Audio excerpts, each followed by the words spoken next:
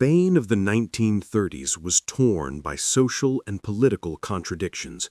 Revolutionary moods, radical reforms, religious and land disputes, all of this laid a layer of tension across the country.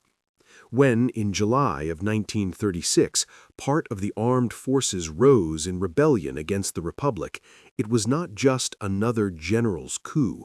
It became an outbreak fueled by European ideologies, fascism and nationalism on one side, and Republican, socialist, and anarchist movements on the other. The political geometry was simple on paper.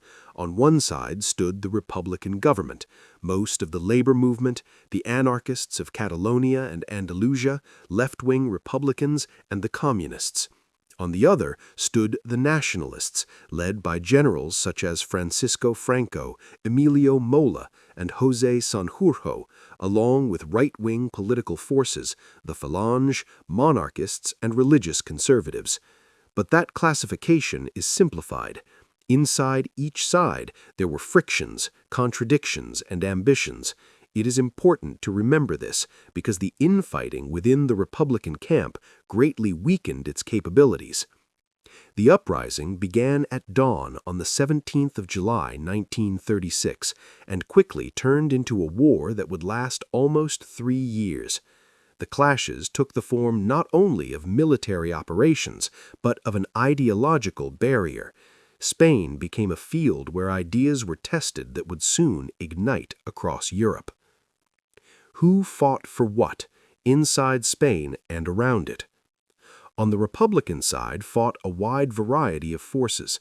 There were moderate Republicans, socialists, communists, as well as anarchists and labor unions like the CNT-FAI, especially strong in Catalonia and Aragon. The Republicans were a motley coalition, from liberal intellectuals to revolutionary workers.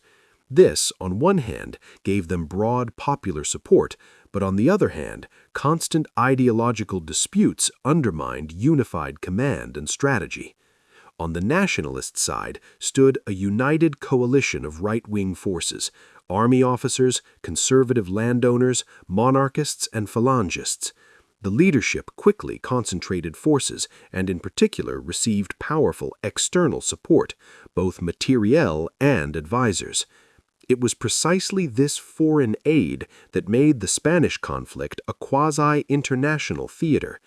The German Reich formed the Condor Legion, air units staffed by volunteers and specialists who brought aircraft, tanks, and combat tactics. Mussolini's Italy sent divisions, aircraft, tanks, and supplies. On the Republican side, the main foreign backer was the Soviet Union. T-26 tanks, aircraft, artillery, as well as military advisors and political assistance through the Comintern. But there was a caveat. The aid came in exchange for political influence and intervention in the affairs of Spain's left, which produced intra-party purges and conflicts, especially bitter in Barcelona in the spring of 1937. Volunteers, the International Brigades, as a symbol of the age. The Spanish War drew people from around the world. Their arrival was a sign that Europe and America were no longer indifferent. About 35,000 people from dozens of countries came to fight for the Republic as part of the so-called International Brigades. Among them were Britons, French, Italian anti-fascists, German émigrés, Polish and Polish Jews, and people from North and South America.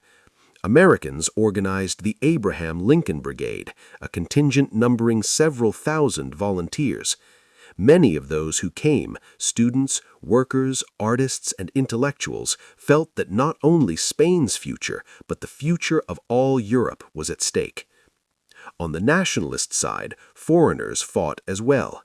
Italian troops and units, German pilots and advisors, and later allies from those European powers that would form the Axis. Thus, Spain became a place where the future supporters of fascist and anti-fascist coalitions tested one another on the eve of a global conflict. Fighting raged across the country, from the Pyrenees to Andalusia. One key episode was the defense of Madrid, where the Republicans were able to hold the capital thanks to mobilization and international support. There were pivotal battles at Jarama and the bloody engagements at Brunete and Teruel, where both sides exhausted their forces in protracted clashes. Among the grimly notorious acts was the bombing of Guernica. On the 26th of April, 1937, the town was devastated from the air, an operation associated with the Condor Legion. Bombing civilian neighborhoods, bridges, and depots provoked an international outcry and forcefully demonstrated that wars would take on an increasingly total character, where the civilian population could become a target. Another turning point was the Battle of the Ebro, one of the war's bloodiest encounters, where the Republicans attempted a major counterstroke to hold the front. Millions of shells, thousands dead. It was a war of attrition, saturated with both despair and heroism in equal measure. But the paradox of the Spanish War is that technical and tactical innovations were combined with archaic realities, re-gauging railways, shortages of fuel, lack of armor and aircraft, and the ebb and flow of guerrilla and counter-guerrilla warfare. All of this made the conflict at once modern and semi-medieval. One of the most tragic aspects of the war was the internal quarrels within the Republican camp. Peaceful alliances gave way to mutual suspicion. The Communists, who supplied Soviet weaponry, tried to centralize power. The anarchists and supporters of more radical resistance resisted party discipline.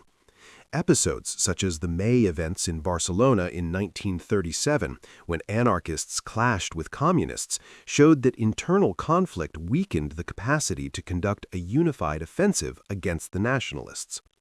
These disagreements were an avoidable weakness. At a crucial moment, the united front was undermined from within. The Spanish War became a laboratory for new tactics and technologies. German and Italian forces tested aircraft, bombers, and the tactic of coordinating air power with armored formations. Air power was used not only against military targets, but also as a tool of terror against civilians, a precursor to the strategic bombing of World War II.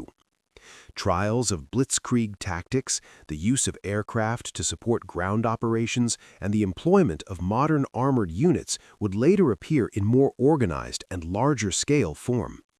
On the other hand, Soviet aid to the Republicans meant that Moscow gained combat experience in logistics, tank and aircraft supply, and in political work with left-wing movements, which influenced later communist strategies. Thus, Spain became a proving ground where future powers tested both weapons and methods of controlling subordinates, including repression and propaganda. Why this foreshadowed a global war? There are several reasons why Spain was not just a local conflict, but a warning of a coming global catastrophe.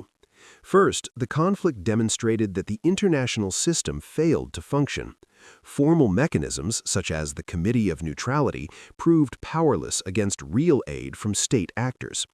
This showed that Europe was developing a system of alliances outside the law, and that each power would assist its own, regardless of verbal commitments. Second, the tactics and technologies trialed in Spain found large-scale application in Europe. The bombing of civilian cities, armored breakthroughs, and close coordination between air and ground forces became hallmarks of the coming war. Third, the ideological awakening. Fascism and anti-fascism ceased to be purely national phenomena. They came to symbolize an international divide that led to Allied commitment to future conflicts. Spain became, in a sense, a generator of international networks. Volunteers, specialists, and advisors left Spain with combat experience, and, in the case of Germany and Italy, with confidence in the effectiveness of their methods. The war ended with a nationalist victory in early April of 1939. Franco established an authoritarian regime that would last for decades. The consequences were terrible.